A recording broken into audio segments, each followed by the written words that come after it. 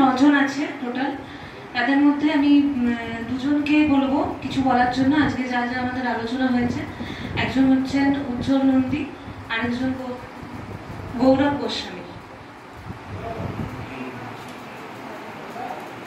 My name is Ujjwal Nandi. My father's name is Khilod Chandra Nandi. My mother's name is Krishna Nandi. I am at Purulia town. কি বলবো, হবি আমার হবি আছে খেলাধুলা বলে খুব interested. আমি ছোটোবেলায় স্পোর্টসম্যান এবং আমি মোহনবাগানে ট্রেনিং পেয়েছিলাম, কিন্তু আমার বাড়ির থেকে খুব ডিস্টেন্স হয়ে যাওয়ার জন্যে বাবা তখন ক্লাসে পড়ি 7, 8 এরকম, তার তো আসা হয়নি। আর মার ফেভারিট প্লেয়ার ছিল কিষাণু দে। ইস্ট বেঙ্গল মোহনবাগান 2 টিমে খেলেছিল। আর কি বলবো বল।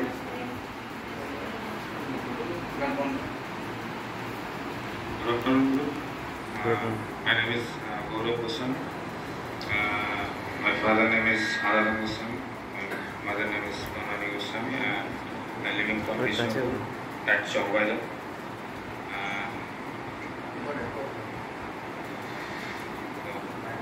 যাও বেশি ইংলিশে ইন্ট্রোডাকশন দিতে পারবো না, আমার কোনো শক্ত না। কোনো জায়গাতে আমার যদি ভালো লাগার জায়গা দেখি বা আমার যেগুলো করতে অ্যাকচুয়াল ভালো লাগে, তো সেটা হচ্ছে আমার কোনো কিছু আর কি রান্না করা আর কি। রান্নার ক্ষেত্রে আমার আছে, নিজের ড্রাইভিংয়ে আছে।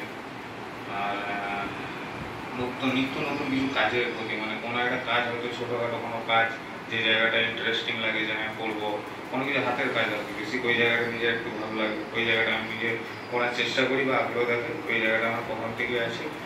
আর নিজের দুর্বলতা যদি দেখি, নিজের দুর্বলতাগুলো বলতে গেলে কোনো একটা দিক থেকে আমার নেশাটাকে বারবার আমার দুর্বলতা আমি পাই ঘুরে ফিরে।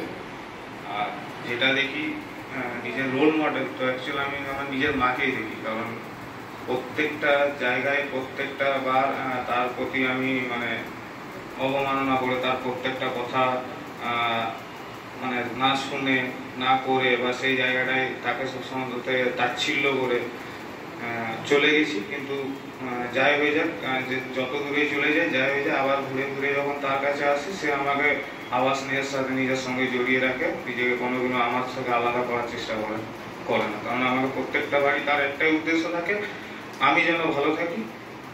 কারণ তার এই উদ্দেশ্যটার পিছনে একটাই কারণ, সে বাড়ির সঙ্গে লড়ে, মানে আমার আদার্স যে আনুষঙ্গিক ফ্যামিলি আছে তাদের সাথে লড়ে আমাকে এখনো পর্যন্ত ওই জায়গাটায় ভালো করতে চাই। কারণ সে আমার প্রত্যেকটা গুণাগুণ সম্পর্কে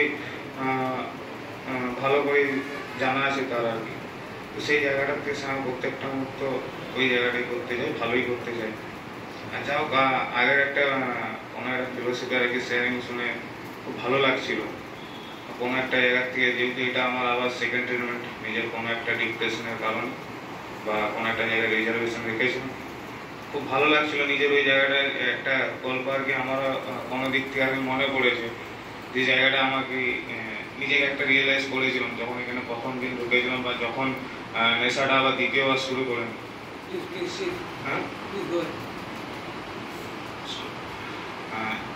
তো সেই জায়গাটার থেকে কোনো একটা জায়গায় আর কি গল্প শুনছিলাম, বা কেউ একজন আর কি বলেছিল, আমি কোনো একটা কাজ করিনি, সেই উদ্দেশ্যে আমাকে বলেছিল যে কোনো একটা ব্যক্তি ছিল যে অ্যাকচুয়াল সকাল বিকাল শুধু ভগবানকে কাছে একটাই প্রার্থনা করতো যে হে ভগবান আমার একটা লটারি লাগিয়ে দাও। সে খাওয়া দাওয়া সবকিছু মানে যাবতীয় সংসারে যা যা কাজকর্ম থাকে, তার কাজকর্ম সেটা তার একটাই প্রার্থনা ছিল যে আমার একটা লটারি লাগিয়ে দাও। ঠিক আছে, তো লটারি লাগিয়ে দাও আলটিমেট লাগিয়ে দাও। সেই করতে করতে একটা সময় তার মৃত্যুও হয়ে যায়। আলটিমেট সে ভগবানের কাছে যখন যায়, ভগবানকে একটা জিনিস জিজ্ঞাসা করে, আমি তো তোমার কাছে এত সারা জীবনে কিছু চাইনি, যতদিন বেঁচে ছিলাম একটাই জিনিস চেয়েছিলাম, একটা লটারি লাগিয়ে দাও। তো ভগবান সেই সময় একটাই উত্তর দেয় যে আলটিমেট তুই লটারিটা কিনে দেখতে পারতিস, লেগেছে কি লাগে না। মানে সেই লোকটা এমনই ছিল যে কোনোদিনও লটারিটাই দোকান থেকে কিনে নি, তো লটারিটা লাগবে কোথা থেকে, সেরকম আমার আর কি ফার্স্ট ট্রিটমেন্টের জায়গা থেকে হয়েছিল। আমি প্রত্যেকটা মুহূর্তে ভগবানের কাছে প্রে করেছিলাম আমার ভালো করো, বা আমি যেন না নেশাটা করি, নেশাটা করলে আমি আবার ওই জায়গায় চলে যাবো। আলটিমেট নেশাটা না করার জন্য যেটা জরুরি হয়ে গেছিলো, অত্যাবশ্যক ছিল, সেই জায়গাটা আমি করিনি, কিন্তু প্রে করে যাচ্ছি। তো সেই রকম অবস্থাটা আর কি নিজের হয়ে গেছিলো। যাও আবার ওই জায়গাগুলো ওভারকাম করে নিজেকে এগিয়ে নিয়ে যায় নতুনভাবে, যেভাবে থাকি ঈশ্বর একটাই প্রে করি যেন না দ্বিতীয়বার করতে হয়। এতটা অনেকটা লং টাইম হয়ে যাচ্ছে, সময়ের সাথে সাথে বয়সও বাড়ছে, তারপরে জানি না কী হবে, বাকিটা তারপরই ছেড়ে রেখেছি। Thank you. নমস্কার, আমি প্রথমবার আপনাদের কাছে এলাম, মানে যখন শুনলাম শান্তনু স্যার আমার হাজব্যান্ডকে বলছে, আমি সঙ্গে সঙ্গে শুনে বললাম যে আমিও যাব।